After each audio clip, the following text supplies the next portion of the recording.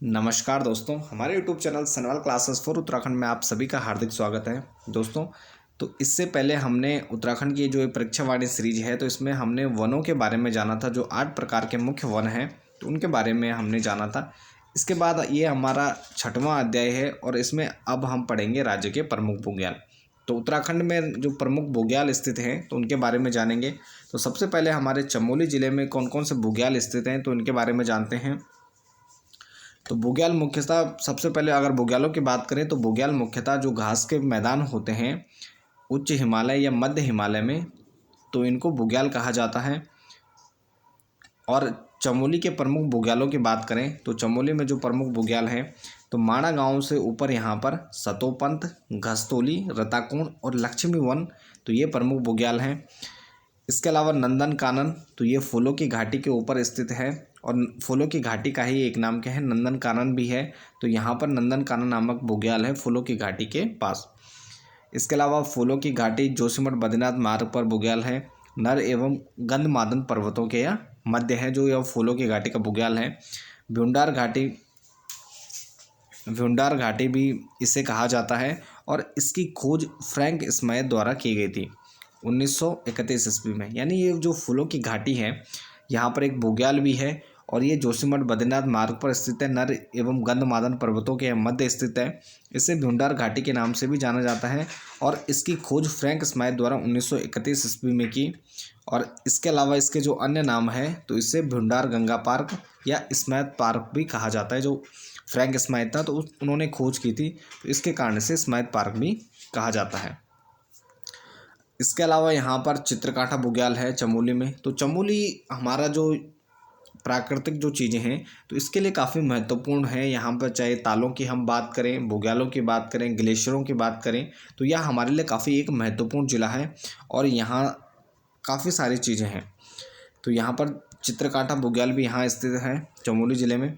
इसके अलावा यहाँ पर औली बुग्याल है और यह जो औली बुग्याल है, तो यहाँ पर औली जो जगह है, स्थान है, तो यहाँ पर साहसिक पर्यटन के लिए भी प्रसिद्ध है।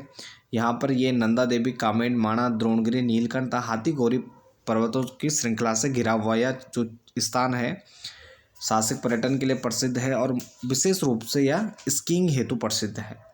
तो स्कीइंग के लिए प्रसिद्ध है औली और यह बुग्याल भी है। गुरसों या हाथी पर्वत पर स्थित है गुरसों बुग्याल। इसके अलावा यहाँ पर क्वारी है जो बिरही के ऊपर हैं, तो यहाँ पर क्वारी बुग्याल भी है। चौफिट बुग्याल है, मलारी के पास है। हम जानते हैं कि मलारी एक ऐतिहासिक रूप से एक प्रसिद्ध स्थान है, तो यहाँ पर मलारी के पास है चौफिट बुग्याल। इसके अलावा यहाँ पर रूपकुंड बुग्याल है या फेन कमल हेतु यहाँ पर प्रसिद्ध है। कल्पनाथ बुग्याल है, कैला बुग्याल है। तो कैला बुग्याल या बद्रीनाथ के चारों ओर फैला हुआ है, तो यह भी काफ़ी महत्वपूर्ण है कि कैला बुग्याल बद्रीनाथ के चारों ओर फैला हुआ बुग्याल है। इसके अलावा यहाँ पर बेदनी बुग्याल है। बेदनी बुग्याल की बात करें तो राज्य का सबसे बड़ा बुग्याल है बेदनी बुग्याल। तो चमोली ज़िले का भी सबसे बड़ा बुग्याल हो जाएगा बेदनी बुग्याल। इसे वेदों का परिणयन स्थल भी मानते हैं। तो वेदों का परिणयन स्थल किस बुग्याल को मानते हैं, तो ये हो जाएगा हमारा बेदनी बुग्याल। इसके अलावा यहाँ पर मखमली घास हेतु यह प्रसिद्ध है। तो मखमली घास के लिए प्रसिद्ध जो बुग्याल है, तो यह हमारा बेदनी बुग्याल। इसके अलावा यहाँ पर पिंडर और कैल के बीच बगजी बुग्याल है, जहाँ से हिमालय का भव्य दर्शन दिखाई देता है। तो पिंडर और कैल के बीच क्या है, बगजी बुग्याल स्थित है। इसके अलावा यहाँ पर अली बुग्याल है ऊखीमठ और गोपेश्वर के बीच। तो ऊखीमठ और गोपेश्वर के बीच यहाँ पर अली बुग्याल है। तो ये कुछ प्रमुख बुग्याल है हमारे चमोली ज़िले में। इसके बाद हमारा अगला ज़िला है उत्तरकाशी। तो उत्तरकाशी के जो प्रमुख बुग्याल हैं, तो इसमें सबसे पहला बुग्याल है हमारा केदारकांठा। तो यह उत्तरकाशी में है और मखमली घास हेतु यह प्रसिद्ध है केदारकांठा बुग्याल। इसके अलावा यहाँ पर मानेक बुग्याल है और ये मानेक बुग्याल क्या है, सरताल के पास है और सरताल हमारे उत्तरकाशी ज़िले में है। तो मानेक बुग्याल उत्तरकाशी। इसके अलावा यहाँ पर हरका-दून है। तो हरका-दून बुग्याल भी है। ये बंदरपोश ढाल पर स्थित है और यहाँ से टोंस नदी का उद्गम भी होता है। जो सुपिन शाखा है, तो उसके पास से ही सुपिन शाखा का उद्गम होता है। और यह बुग्याल हरकी-दून जो बुग्याल है, तो यह भी मखमली घास के लिए प्रसिद्ध है। इसके अलावा यहाँ पर दयारा बुग्याल है और दयारा को आप लोग जानते होंगे कि शीतकाल में यह स्कीइंग प्रशिक्षण केंद्र भी है, तो यह हमारे लिए काफ़ी महत्वपूर्ण हो जाता है। शीतकाल में स्कीइंग का प्रशिक्षण केंद्र भी है और चंद्रप्रभा ऐतवाल द्वारा इसे पर्यटन के मानचित्र पर लाया गया। इसके अलावा यहाँ पर सोनगाड़ या छायागाड़ बुग्याल है, देवदामनी बुग्याल है जो यमुनोत्री के पास है। इसके अलावा यहाँ पर कुश कल्याण बुग्याल है और यह सुरम्य बुग्याल के रूप में भी जाना जाता है और कोटालों की द्वारिका के रूप में भी इसे जाना जाता है। तो ये प्रमुख बुग्याल हैं उत्तरकाशी के केदारकांठा, मानेक, हरकीदून, दयारा बुग्याल, सोनगाड़ या छायागाड़, देवदामनी और कुश कल्याण।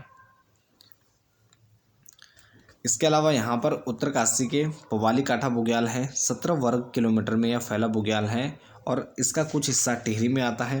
तो 17 वर्ग किलोमीटर में फैले यह बुग्याल है और सुरक्षित जैव पार्क भी इसे घोषित किया गया है। यहाँ तो विभिन्न प्रकार की जड़ी बूटियाँ पाई जाती हैं। इसके अलावा यहाँ पर तपोवन बुग्याल है और यह बुग्याल गौमुख के पास स्थित है। सरताल बुग्याल है और केदारखर्क बुग्याल भी गौमुख के पास स्थित है। तो ये कुछ प्रमुख बुग्याल हैं हमारे उत्तरकाशी के। इसके बाद हमारा अगला जिला है टिहरी। तो टिहरी के बुग्यालों की बात करें तो टिहरी में हमारा महासरताल सहस्रताल बुग्याल है जो बूढ़ा केदार के पास स्थित है। इसके अलावा यहाँ पर जोराई बुग्याल है, यह भी सहस्रताल के समीप है। इसके अलावा यहाँ पर अप्सराओं या कोटली बुग्याल है स्थित है टिहरी जिले में। तो अप्सराओं या कोटली बुग्याल भी कहाँ स्थित है, तो ये टिहरी जिले में स्थित है और ये पांडवों की चोटी के पास है। इसके अलावा यहाँ पर खतलिंग बुग्याल या री के पास और घाटोली बुग्याल भी टिहरी के प्रमुख बुग्यालों में से एक है। इसके बाद हमारा अगला जिला है रुद्रप्रयाग और रुद्रप्रयाग में जो प्रमुख बुग्याल हैं जिसमें चोपता, थोली, मरनी, बर्मी, मदमहेश्वर, तो ये हमारे प्रमुख बुग्याल हैं। चोपता, थोली, मनड़ी, बर्मी और मदमहेश्वर। इसके बाद हमारा अगला जिला है बागेश्वर। तो बागेश्वर में हमारा कफनी बुग्याल है और यह पिंडारी के पास है। तो बागेश्वर में यहाँ का प्रसिद्ध जो बुग्याल है तो कफनी ग्लेशियर भी है और इसके पास स्थित कफनी बुग्याल। इसके बाद हमारा अगला जिला है पिथौरागढ़। तो पिथौरागढ़ के प्रमुख बुग्यालों की बात करें तो यहाँ पर पिंडारी बुग्याल, नामिक बुग्याल, जोहार बुग्याल, खलिया बुग्याल, छिपलाकोट बुग्याल, राहली और लड़ी पांगती, थाला और थारता बुग्याल क्या हैं, ये विशेष रूप से पिथौरागढ़ में प्रसिद्ध हैं।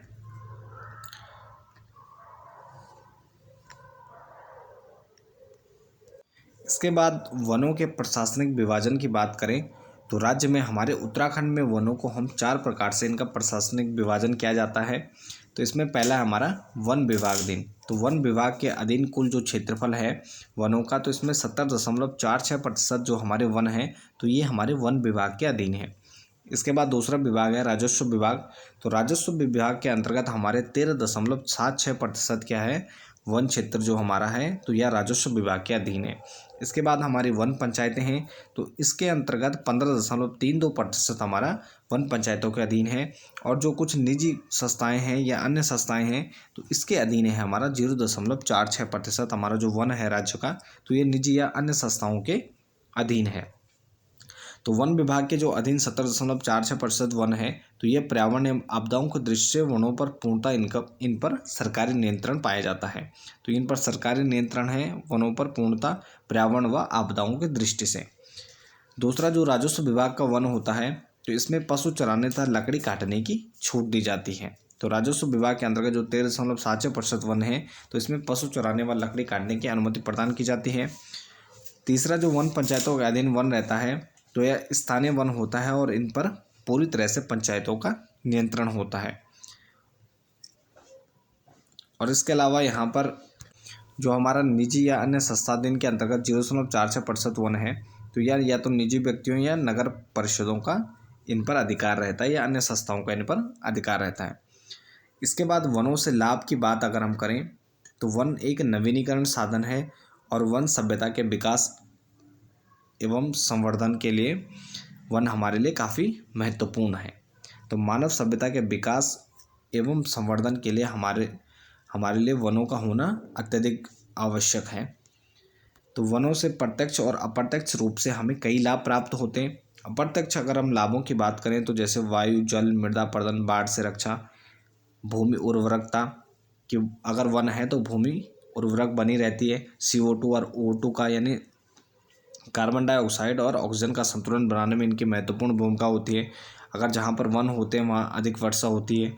जैव एवं पर्यावरण दोनों प्रकार के संतुलन बनाने में इनकी भूमिका होती है, यानी कई प्रकार के अप्रत्यक्ष लाभ हमें प्राप्त होते हैं। लेकिन अगर इसके प्रत्यक्ष लाभों की बात करें तो राज्य आय का एक प्रमुख स्रोत क्या है, हमारे वन है। वनों से हमें लकड़ी, औषधि तथा अन्य उपयोगी पदार्थों की प्राप्ति होती है।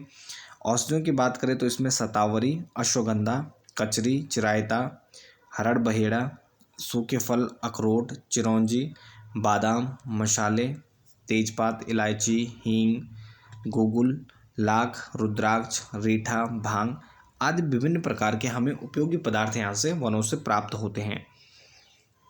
तो ये वनों के हमारे कुछ प्रत्यक्ष और अप्रत्यक्ष लाभ हैं। इसके बाद चीड़ वृक्ष से हमें लीसा प्राप्त होता है और जिससे राल रेजन, बिरोजा, टर्पेंटाइन या तारपीन बनाने में यह प्रयुक्त होता है। और इनमें वर्निश, रंग रोगन, बूट पॉलिश और कांच विभिन्न प्रकार की सामग्रियां बनाई जाती हैं। तो वनों से प्राप्त सामग्री से विभिन्न प्रकार के पदार्थों का निर्माण किया जाता है, जिसमें बबूल आदि की छाल से रंग व पॉलिश बनाई जाती है। बुरास व ढाकजो आदि के फूल से रंगों का निर्माण किया जाता है। बेत, बांस, रिंगाल से, घासों से गृह उपयोगी सामग्रियाँ प्राप्त होती हैं। खैर वृक्ष की छाल से कत्था बनाया जाता है।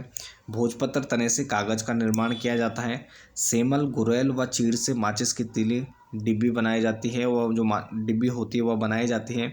कपूर के पौधों से कपूर बनाया जाता है। देवदार से सुगंधित तेल व फर्नीचर प्राप्त होता है। विलो की लकड़ी से क्रिकेट के बैट बनाए जाते हैं। और बालनट व साल से वाद्य यंत्र, विभिन्न प्रकार के वाद्य यंत्र बनाए जाते हैं। और स्प्रूस से पैकिंग डिब्बे व फर्नीचर बनाए जाते हैं। तो यानी विभिन्न प्रकार की जो सामग्री है तो हमें यह वनों से प्रत्यक्ष रूप से प्राप्त होती है और अप्रत्यक्ष रूप से भी वनों के कई फायदे हैं। इसके बाद प्रमुख उपयोगी वनस्पतियाँ या औषधियाँ। तो राज्य में जो ये हमारे वन हैं तो इनसे हमें विभिन्न प्रकार की सामग्रियाँ प्राप्त होती हैं। तो यहाँ पर मुख्य रूप से हमें जो वनस्पतियाँ या औषधियाँ प्राप्त होती हैं तो उनके नाम हैं। तो उत्तराखंड को वनस्पतियों का खजाना भी कहा जाता है। तो यहाँ पर हम जानते हैं कि 70% से अधिक भाग पर हमारे यहाँ पर वन फैले हुए हैं। तो इसे उत्तराखंड को प्राकृतिक वनस्पतियों का खजाना भी कहा जाता है। और चरक संहिता में इसका वर्णन है। तो हमारे उत्तराखंड को वानस्पतिक बगीचा और हिमवंत औषधि भूमि नाम के नाम से इसका वर्णन किया गया, यानी इस क्षेत्र की महत्व को बताया गया है कि यहाँ पर विभिन्न प्रकार की उपयोगी वनस्पतियाँ और औषधियाँ पाई जाती हैं।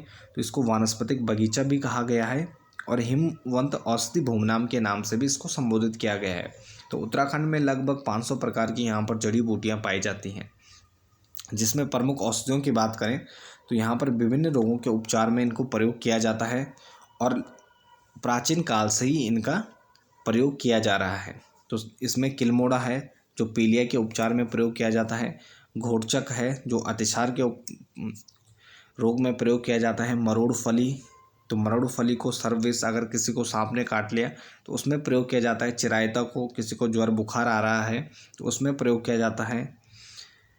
और यहाँ पर अगर हम जड़ी बूटी उद्योगों की बात करें तो यह 3 उद्योगों में विभिन्न रूप से यहाँ पर ये जड़ी बूटियाँ प्रयुक्त की जाती हैं, जिसमें फार्मास्यूटिकल इंडस्ट्री, परफ्यूम और कॉस्मेटिक इंडस्ट्री में मुख्य रूप से ये जो औषधियाँ हैं तो इनका प्रयोग किया जाता है। इसके अलावा जो हमारे वनस्पतिक व औषधियाँ हैं तो इनका जो प्रयोग है तो यह आयुर्वेदिक, यूनानी, तिब्बती, एलोपैथिक, होम्योपैथिक औषधियाँ, सौंदर्य प्रशासन और खाद्य पदार्थों के उपयोग में तो विभिन्न प्रकार से इनका प्रयोग किया जाता है। तो इसके साथ ही इस वीडियो को हम यहीं पर समाप्त करते हैं। बाकी आप बने रहे चैनल के साथ। मिलते हैं एक नेक्स्ट टॉपिक में, एक नेक्स्ट वीडियो के साथ। धन्यवाद।